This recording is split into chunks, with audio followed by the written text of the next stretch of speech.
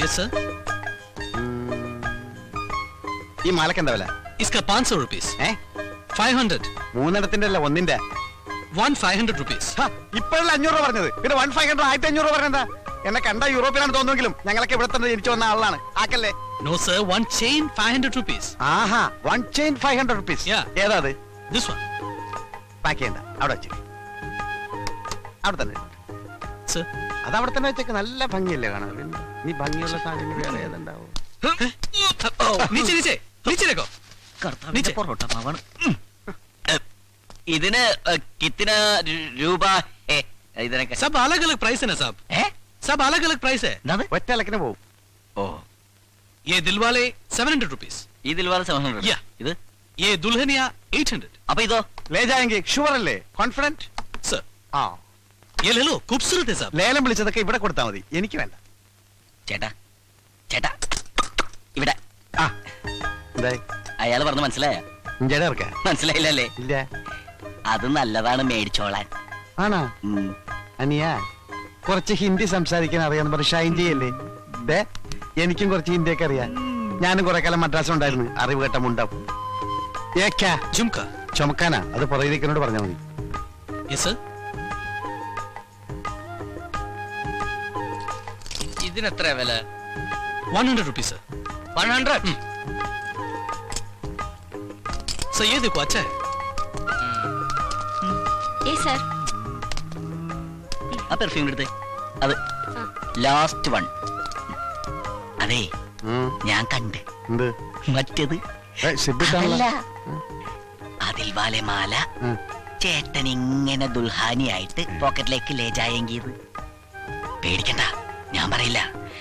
അതുപോലൊരു മാല എനിക്കും കൂടി ലേജായെങ്കിൽ. അതുപോലത്തെ ഒരു മാല എന്തിനാ? ഇത് തന്നെ വെച്ചോ, ഞാൻ വേറെ എടുത്തോളാം. പോക്കറ്റ് വെച്ചോ. ആ, നീ കാശും തരണ്ട, നന്നായിട്ട് പൊടിച്ചോ.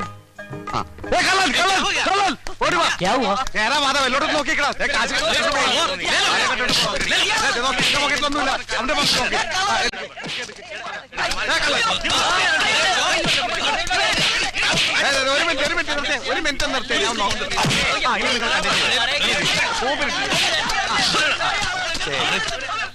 ഏതെടുത്താലും പത്രം, ഏതെടുത്താലും പത്രം. സിസ്റ്റർ, കസിൻ സിസ്റ്റേഴ്സ് ആർക്ക് വേണമെങ്കിൽ ഏതെടുത്താലും. എനിക്ക് കൊടുത്താ ഒന്ന് മതിയാ? ആ, ഏതെടുത്താൽ 20 രൂപ, ഏതെടുത്താൽ 20 രൂപ.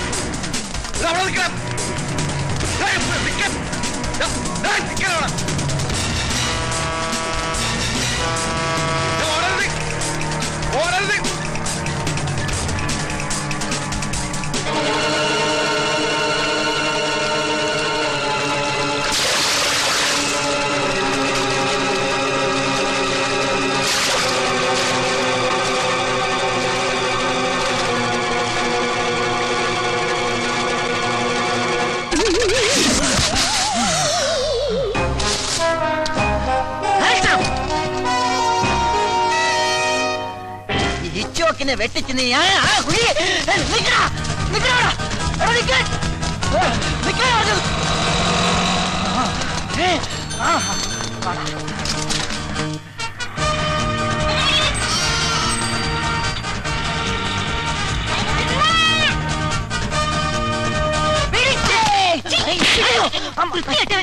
മാറിപ്പോയി.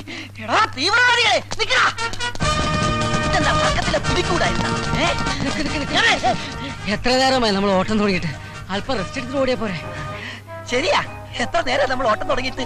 അല്പം റെസ്റ്റ് ചെയ്തിട്ട് ഓടാല്ലേ?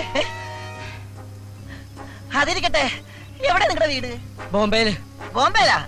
ബോംബെയിൽ ഞാൻ കുറച്ചാളുണ്ടായിരുന്നു 1983-ല്. പിന്നെ ഞാൻ നാട്ടിലേക്ക് പോന്നു. യോ, സമയം ഒരുപാടായി. എന്നാ നമുക്ക് ഓടാം. ഓടാം.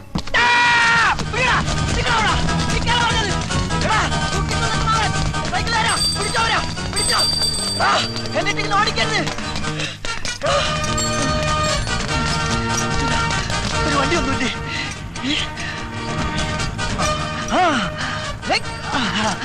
വിട്ടോ വിട്ടോ. ഇവിടെ സൂട്ട്കേസായിട്ട് പോണില്ലേ? അവര് പോയപ്പോ ഇയാളെന്താ മണ്ണ ബുദ്ധിയാണോ? ജോലിയിൽ പോണ പോലെ പോട്ടെ.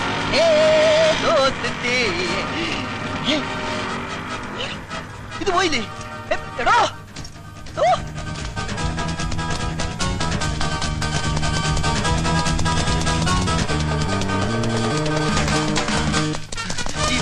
ചോക്കിന് കീഴടങ്ങുന്നതാണ് നല്ലത്. നിൽക്കാൻ മിസ്സിംഗ്,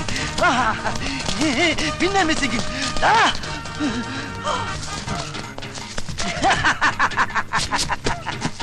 ഓഹോ, കയറ് കാറ്റി പേടിപ്പിക്കുന്നോ? എടാ, ഈ ഡിറ്റക്റ്റീവിന് കയറൊരു പ്രശ്നമല്ലടാ. നീ കണ്ടോ എന്റെ അമ്മ തെങ്ങ് കെട്ടല്ലേ? അയ്യോ കെട്ടല്ലേ?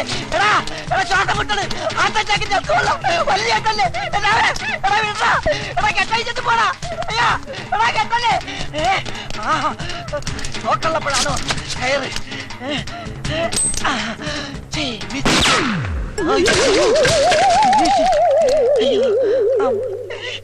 അയ്യോ പിന്നെ വിളിക്കാം. മണി 11 എനിക്ക് കോടതി പോണം. എന്താണ് സാർ കേസ്? അതൊരു തല്ല് കേസാ. സാറിന്റെ കേസല്ല, ഒ പി എസ് സാറിനെ കണ്ട കാര്യം എന്താ? ഒരു പ്രമാദമായ കേസ് പുള്ളി ഏൽപ്പിക്കാനുണ്ട്. അത് കൊടുത്തുവിടെ, ഞാൻ വിളിച്ചോണ്ടിരിക്കാം.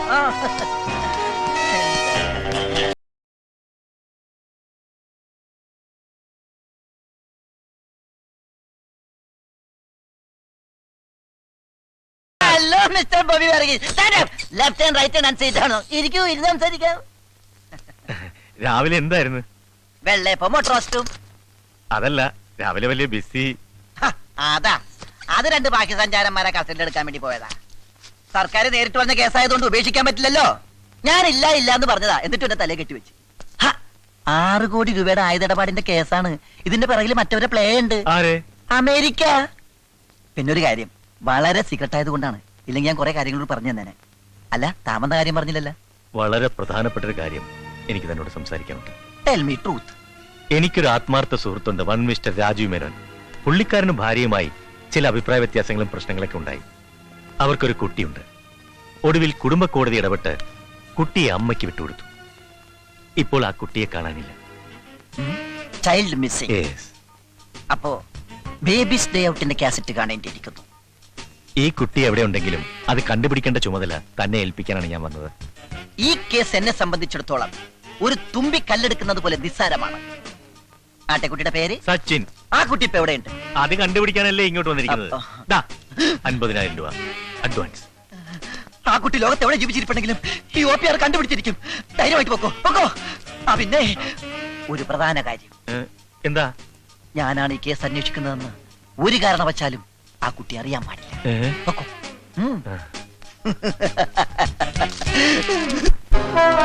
അപ്പോ നീ പറഞ്ഞാലും നിന്റെ മോൾ അനുസരിക്കില്ലെന്നാണോ? ഞാൻ ആവുന്നതും പറഞ്ഞു നോക്കി അച്ഛ. മോളെ, ഇങ്ങനെ കുടുംബത്തിൽ അപമാനം ഉണ്ടാക്കുന്നതിലും നല്ലത് വല്ല ട്രെയിനിലും തലവെച്ച് ചാകുന്നതാ. അയ്യോ അച്ഛ. ഹലോ, എന്റെ ഓഫീസല്ലേ? ആ കുട്ടിയുടെ അമ്മയും അപ്പൂപ്പനും തീവണ്ടിക്ക് തലവെക്കും. ഉടൻ തന്നെ റെയിൽവേ സ്റ്റേഷനിൽ. പരിപാടിയുടെ ഈ ഭാഗം നിങ്ങൾക്കായി സ്പോൺസർ ചെയ്തിരിക്കുന്നത് വെട്ടുകത്തി ഫൈനാൻസിയേഴ്സ് ആൻഡ് റോയൽ പാറ്റാഗുളികാസ്. TV സീരിയലായിരുന്നു. ഞാൻ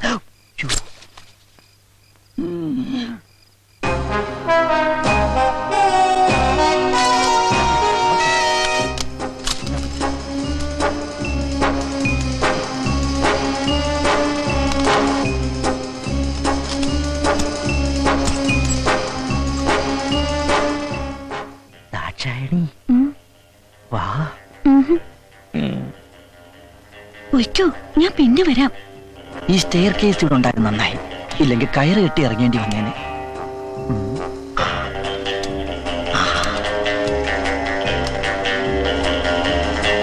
ഇതായിരിക്കും ആ പയ്യന്റെ ബെഡ്റൂം, അതായത് കിടക്കമുറി.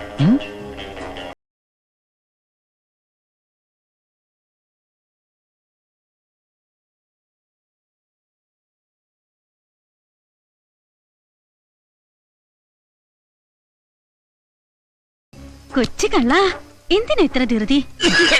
അയ്യോ, മുതലാളി ചുമക്കുന്നു. ഉണന്നെന്നാ തോന്നേ.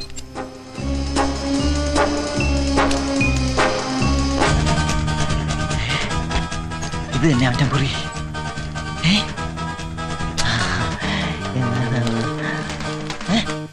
ബാലരാമ.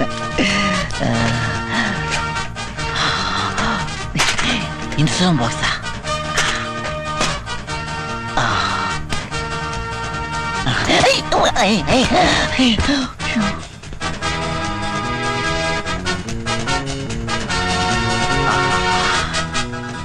ഇത് തന്നെയാണ് സച്ചിന്റെ ഡ്രസ്.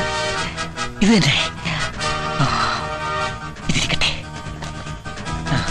അവന്റെ ഒരു വിരലടയാളം കൂടി കിട്ടിയിരുന്നെങ്കിൽ. ദാക്ഷായണി ഡീ ഇങ്ങ് വാ. നീ ഇതെവിടായിരുന്നു? ഞാൻ മുതലാളിയുടെ ചുമ കേട്ടിട്ട് ഇപ്പോഴല്ലേ ചേട്ടന്റെ അടുത്തുനിന്ന് പോയത്. അതിന് ഞാൻ ഇപ്പോഴല്ലേ ഇവിടെ വന്നത്. ഓ നീ എന്താ ഇങ്ങനെയൊക്കെ? അല്ലെങ്കിൽ ഈ ആണുങ്ങളൊക്കെ ഇങ്ങനെയാ. വെള്ളം അടിച്ചു കഴിഞ്ഞാൽ പിന്നെ ഒരു വെളിവും ഉണ്ടാകത്തില്ല. ഓ അത് നിന്റെ ഒരു തോന്നലല്ലേ എന്റെ പൊന്നു ദാക്ഷായണി.